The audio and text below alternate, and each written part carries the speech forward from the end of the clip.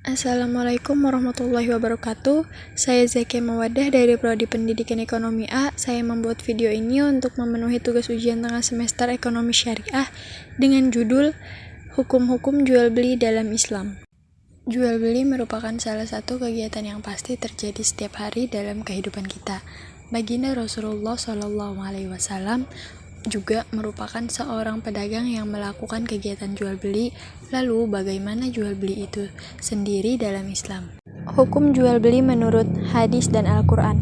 Asal muasal hukum jual beli itu sendiri adalah mubah atau diperbolehkan. Namun terkadang hukumnya bisa berubah menjadi wajib, sunnah, makruh, bahkan haram sekalipun, tergantung situasi dan kondisi berdasarkan asal maslahat jual beli itu sendiri. Dalam Al-Quran, Allah Ta'ala berfirman, padahal Allah telah menghalalkan jual beli dan mengharamkan riba. Quran Surah Al-Baqarah ayat 275. Ayat yang lain juga disebutkan, tidak ada dosa bagimu untuk mencari karunia atau rizki hasil perniagaan dari Robmu. Quran Surah Al-Baqarah ayat 198. Hukum jual beli menurut Al-Quran dan hadis.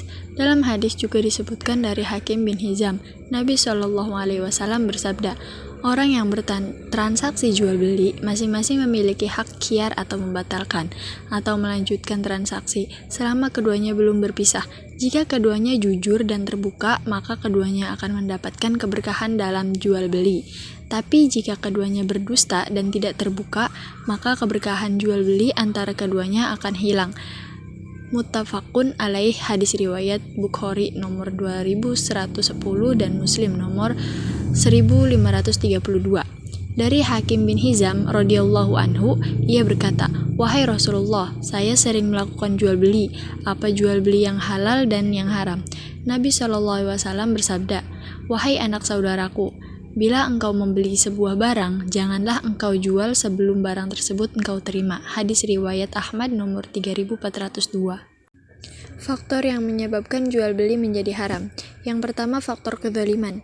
Allah SWT berfirman, hai orang-orang yang beriman, janganlah kamu saling memakan harta sesamamu dengan jalan yang batil, kecuali dengan jalan perniagaan yang berlaku dengan suka sama suka di antara kamu. Quran Surah An-Nisa ayat 29.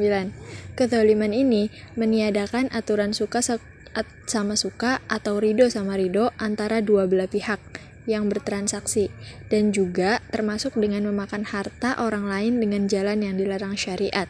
Terjadi jika salah satu pihak, baik itu penjual atau pembeli, merasa dirugikan.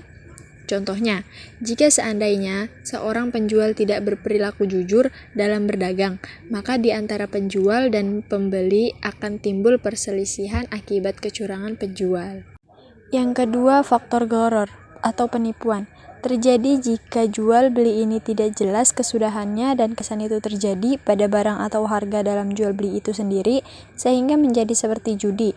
Ketidakjelasan pada barang disebabkan beberapa hal. Yang pertama fisiknya, yang kedua sifatnya, yang ketiga ukurannya, yang keempat barang bukan milik penjual itu sendiri, dan yang kelima barang tidak dapat diserah terimakan. Selanjutnya, ketidakjelasan harga disebabkan oleh beberapa hal. Penjual tidak menentukan harga, penjual memberikan dua pilihan, dan pembeli tidak menentukan salah satunya. Tidak jelas jangka waktu pembayarannya.